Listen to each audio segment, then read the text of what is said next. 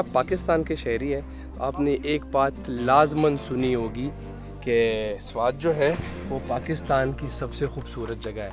भाई साहब कुछ लोग तो यहाँ तक क्लेम करते हैं कि स्वात ना सिर्फ पाकिस्तान की लेकिन दुनिया की सबसे खूबसूरत जगह है। और कुछ लोग तो इस बात को इतना ड्रैग कर लेते हैं, कहते हैं कि भाई स्वात जो है वो स्विट्ज़रलैंड से भी खूबसूरत है। तो क्या इस बात में कितनी सच्चाई है या नहीं है? आइए इस बात से पर्दा उठाते हैं आज की ब्लॉग में।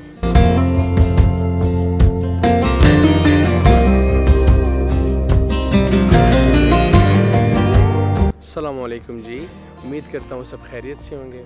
अगर आप नेचर लवर है या आप हाइकिंग के शौकीन हैं या अगर आप ट्रैंक्विलिटी सीख करना चाहते हैं, ट्रैंक्विलिटी मतलब कामनेस, जो नेचर के करीब जो आपको सुकून मिलता है, अगर आप वो चाहते हैं तो मैं आपको एक जगह बताऊंगा and you can come here with your friends, with your family, अपने स्पाउस के साथ आप आ सकते हो यहाँ पे and you will love this place. Surprising बात यहाँ पे ये है, इधर एक लेक है और वो लेक ना सिर्फ बरतानिया का लेकिन पूरी दुनिया का, लिटरली पूरी दुनिया का सबसे बड़ा नेचुरल लेक है।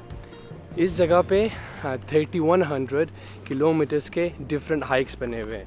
यहाँ पे आप इन चीज़ों के अलावा बोटिंग भी कर सकते हो, क्रूज़ पे भी जा सकते हो, कायाक भी इंजॉय कर सकते हो। जो ट्रेल पे मैं भी जा रहा हूँ ये हाइकर्स के लिए है। ये मेरे पीछे लेक भी है बहुत खूबसूरत, इधर आप बोटिंग भी कर सकते हो। प्लस आप अगर साइकिलिंग करना चाहो you can do cycling as well in here. यहाँ पे आप आ तो सकते हो पूरे साल, लेकिन if you want to take the best out of it, अगर आप ज़्यादा इंजॉय करना चाहते हो तो the best time is between from May to September. तो अगर आपके पास अपनी गाड़ी नहीं, you can get on a train या you can get on a bus, आप इधर आ सकते हो। यहाँ पे local transport is absolutely good. इस जगह का नाम है लेक डिस्ट्रिक्ट और ये आता है बिल्कुल बीच में, स्कॉटलैंड और बर्मिंघम के बिल्कुल दरमियान में आता है। और जो लेक की मैं बात कर रहा हूँ, the lakes called Windermere lake, और ये ना सिर्फ बरतानिया का लेकिन दुनिया का, लिटरली दुनिया का सबसे बड़ा नेचुरल लेक है। अस्सलाम वालेकुम जी, welcome back to the second day of our Scotland trip. फ़िलहाल हमें स्कॉटलैंड के साउदर्न पार्ट में, नॉर्मली तो नॉर्दर्न पार्ट में पहाड़ माउंटेन्स पाए जाते हैं, लेकिन इधर पे सिस्टम थोड़ा डिफरेंट है। यहाँ के साउथ में ना कि सिर्फ स्कॉटलैंड के लेकिन बरतानिया का सबसे बड़ा पहाड़ पाया जाता है जिसको बोलते हैं बेन नेविस।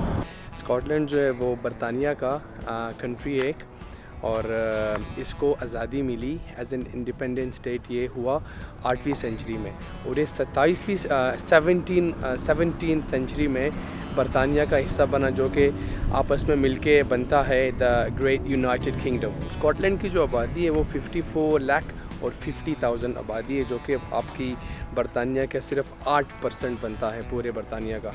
तो स्कॉटलैंड में बोली जाती है इंग्लिश, जिसको वैसे भी किसी को समझ नहीं आती क्योंकि उनका एक्सेंट ही बड़ा हार्ड होता है। लेकिन ये बात बड़े कम लोगों को पता होगी कि ये स्कॉटलैंड की जो ओरिजिनल मादरी ज़ुबान जिसको बोलते हैं वो है गेलिक, लेकिन अनफॉर्चुनेटली वो ज़ुबान इतनी ज़्यादा ख़त्म हो चुकी है कि आजकल के दौर में सिर्फ 2% लोगों से भी ज़्यादा कम लोग ये गेलिक ज़ुबान जानते हैं।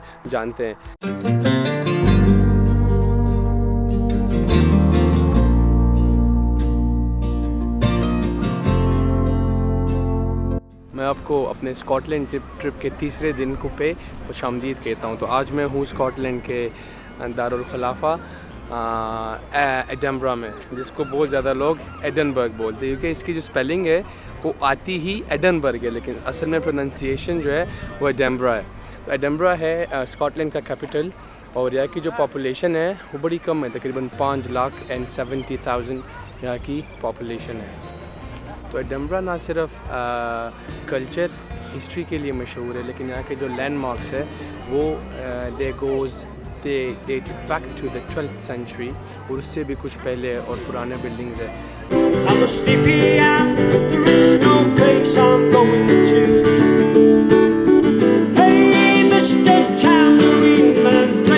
तो आइए मेरे साथ और स्कॉटलैंड को पूरी तरीके से एक्सप्लोर करते हैं, back from medieval age to the new town.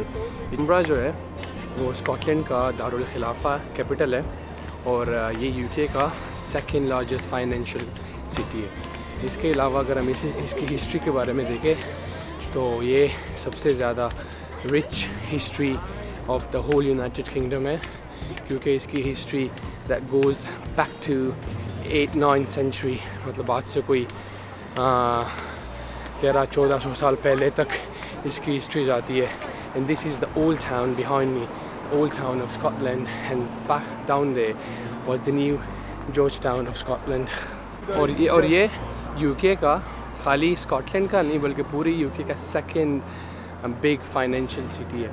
इसके अलावा अगर हम इसकी तारीख़ देखें तो मिडीवल एज से लेके इसमें आपको नई इमारतें भी मिलेंगी, लेकिन एडिनबरा मशहूर है हिस्ट्री पे। Edinburgh is not only famous spot for tourists but also a very famous destination for students as well. यहाँ पे आप आके आपको you'll be surprised कि यहाँ पे आपको one of the most famous colleges you'll find in here, medical colleges, engineering colleges and law schools as well.